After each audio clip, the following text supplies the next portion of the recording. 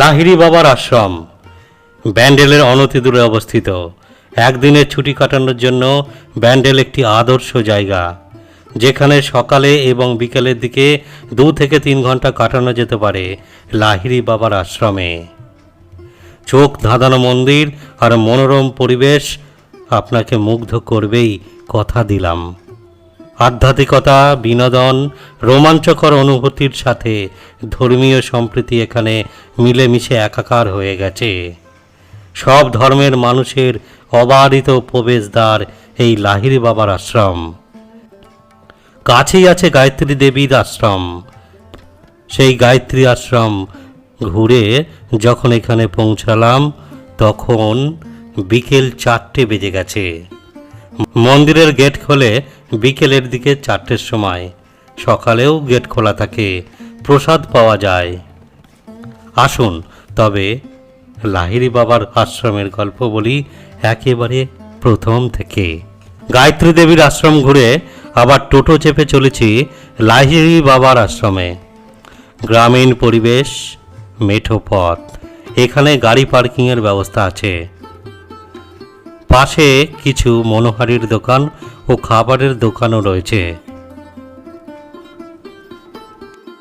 বহু লোক এখানে প্রতিদিন বেড়াতে আসেন, সময় কাটাতে, মনোরম পরিবেশ উপভোগ করতে। গেট দিয়ে ঢুকে পড়লাম লাহিড়ী বাবার আশ্রমে। সবাই ঢুকছে। কিছু নিয়মকানুন আছে যেগুলো পরে বলছি ভিতরে গিয়ে। সময়টা শীতকাল ছিল, তাই দুপাশে ফুলের বাগান দিয়ে সাজানো রয়েছে এই আশ্রম। আমার মনে হয় বছরের সব সময়ই এই আশ্রম সাজানো থাকে। মাঝে মাঝে রয়েছে এমন বাহারি গেট। ঢুকেই দেখতে পাবেন একটা হাঁস রাখার জায়গা। এখানে রাজহাঁস এবং পাতি হাঁস দুটোই রয়েছে। বড় বড় রাজহাঁস।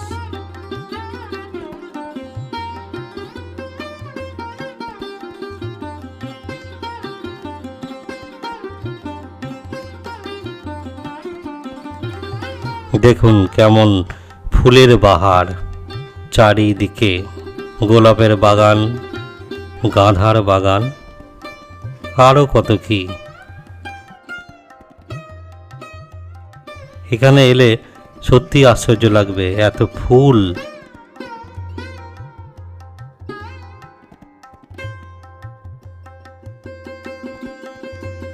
এমনই কয়েকটি বাহারি গেট পেরিয়ে আপনাকে মূল মন্দিরের কাছে প্রবেশ করতে হবে। মন্দিরে প্রবেশ করার আগেই এমনই কতগুলো প্রতিকৃতি করা আছে।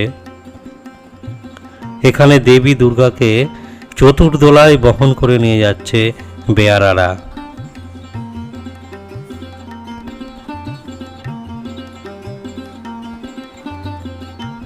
সিংহবাহিনী মা দুর্গা 4 কাঁধের উপর দাঁড়িয়ে আছেন। একটা মন্দির আছে যে মন্দিরের ভিতরে পিতলের সিংহবাহিনী মা দুর্গা অধিষ্ঠিতা। সামনে 2টি সিংহ যেন পাহারা দিচ্ছে।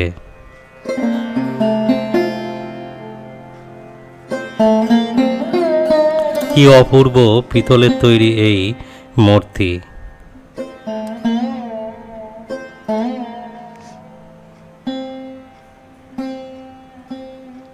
ফোয়ারা ছিল কিন্তু চলেনি। এমনই কিছু কিছু প্রাণীরও মূর্তি করা আছে।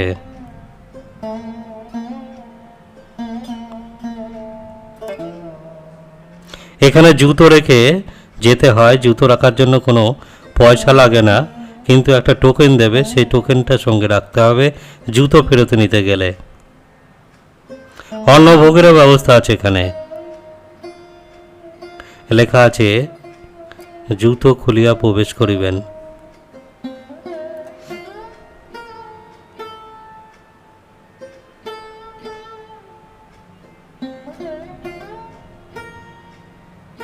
শিশুদের জন্য খেলার বেশ কতগুলো ব্যবস্থা আছে।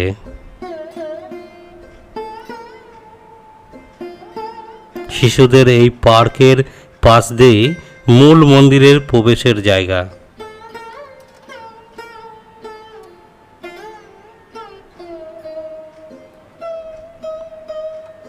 এমনই সাজানো গুছানো যা হয়তো আমার ক্যামেরায় ধরা পড়ছে না, সামনাসামনি দেখলে হয়তো আরও ভালো লাগবে। এটা উপাসনা ঘর, সম্ভবত এখানেই সাধু সন্ন্যাসীরা ধ্যান করেন। স্ট্যাচু রয়েছে স্বামী বিবেকানন্দের, রবীন্দ্রনাথ ঠাকুরের এবং নেতাজি সুভাষচন্দ্র বসুর। দেশপ্রেম, ভক্তি সবই রয়েছে এই মন্দিরের আঙিনায়। এগিয়ে চলেছি মূল মন্দিরের দিকে।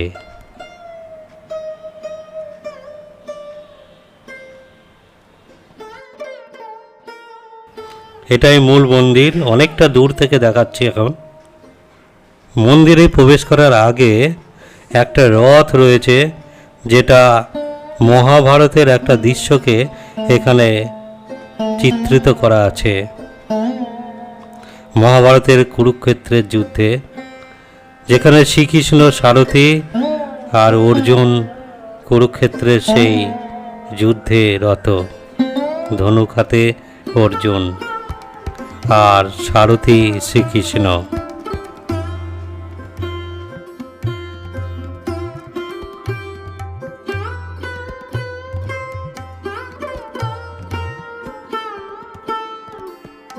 স্বচক্ষে না দেখলে এর গভীরতা বোঝা যাবে না।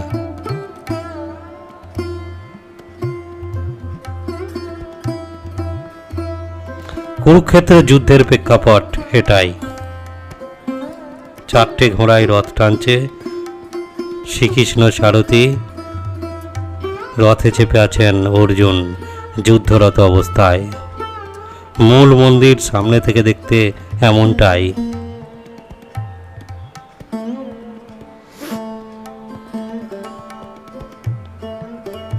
মন্দিরের চূড়া দূর থেকে তুললাম।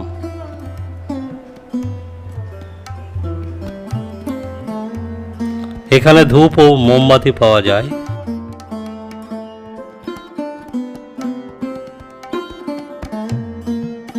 যেখান থেকে আমিও ধূপ ও মোমবাতি সংগ্রহ করে মন্দিরের ভেতরে প্রবেশ করেছিলাম। মন্দিরের ভেতরে ক্যামেরা করা যাবে না, বাইরে থেকে ছবি তোলা যাবে।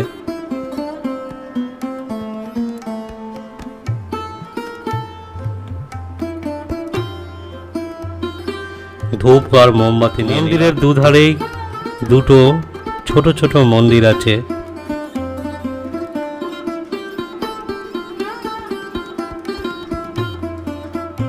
আর দুধারে দুটো পরীক্ষা আছে, যে পরীক্ষার মধ্যে ফোয়ারা রাখা আছে। অপূর্ব দৃশ্য।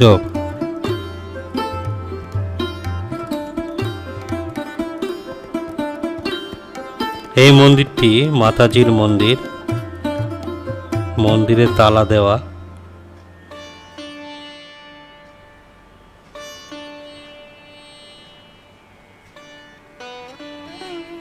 ফোয়ারা অঝরে জল ঝরাচ্ছে।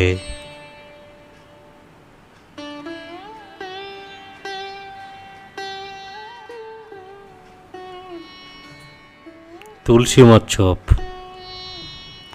এটি মা কালীর মন্দির। এটিও তালা দেওয়া।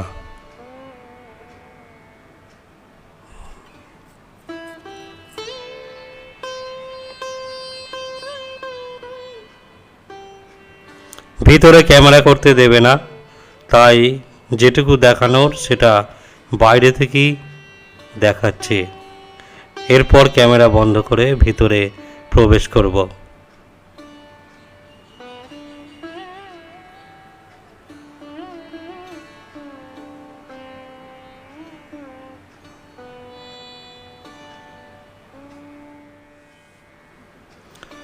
এর মাঝে মন্দির থেকে ঘুরে চলে এসেছি। আবার এসে খানিকটা মন্দিরের ছবি তুলে নিলাম।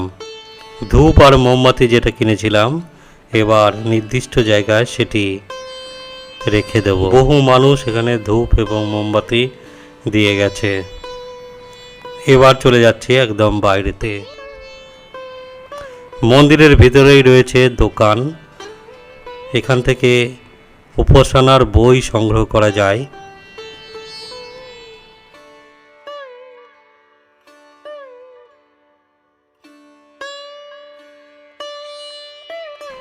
গৌতম বুদ্ধের মূর্তিও করা আছে এখানে। ধ্যানরত গৌতম বুদ্ধ, মা তার শিশুকে আকাশের দিকে তুলে আদর করছে। শিশুদের দেখার জন্য টয় ট্রেন।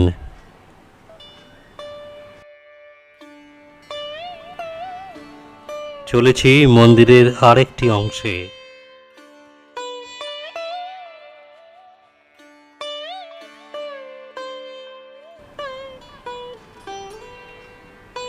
সেই ফুলের শাড়ি, এত বড় গোলাপ আমি আগে কখনো দেখিনি।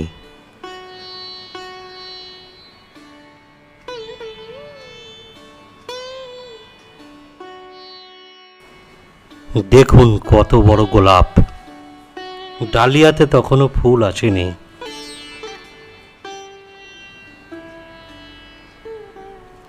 চলে এসছি মন্দিরের আরেকটি অংশে। সুন্দর একটা সেতুর উপর দিয়ে যেতে হয়। বাবা লোকনাথজির মন্দির। এখানে গৌরাঙ্গ মহাপ্রভু সম্ভবত দীক্ষা নিচ্ছেন, এমনটাই চিত্রিত করা আছে।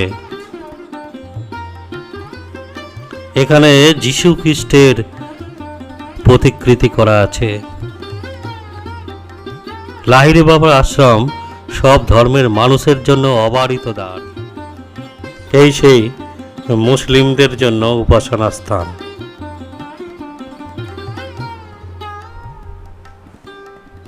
এটাই মানবতার মেলবন্ধন, সব ধর্মের সহাবস্থান এখানে। হিন্দু, মুসলিম, বৌদ্ধ, খ্রিস্টান এখানে সকলেই আসতে পারে। অবারিত প্রবেশদ্বার।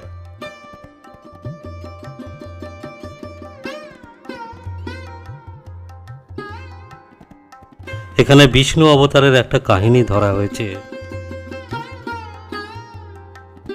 বাবা বিশ্বেশ্বর মহাদেব। এই মূর্তিটি একটি গোলক ধাঁধার মধ্যে রয়েছে, একটা গুহার মধ্যে রয়েছে, এমনই ভাবে তৈরি করা হয়েছে এখানে।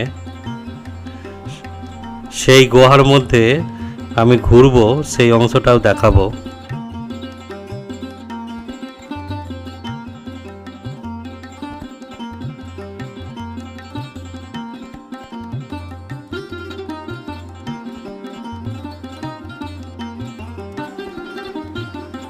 এখন ঘুরছি গুহার মধ্যে, মানে বেশ রোমাঞ্চকর পরিস্থিতি মনে হবে, একটা রোমাঞ্চকর অনুভূতি মনে হবে।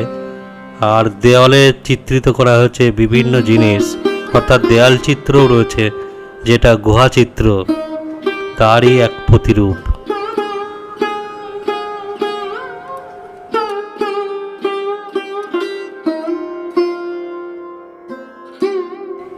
দেবাদিদেব মহাদেব এই গুহার মধ্যে বিরাজমান।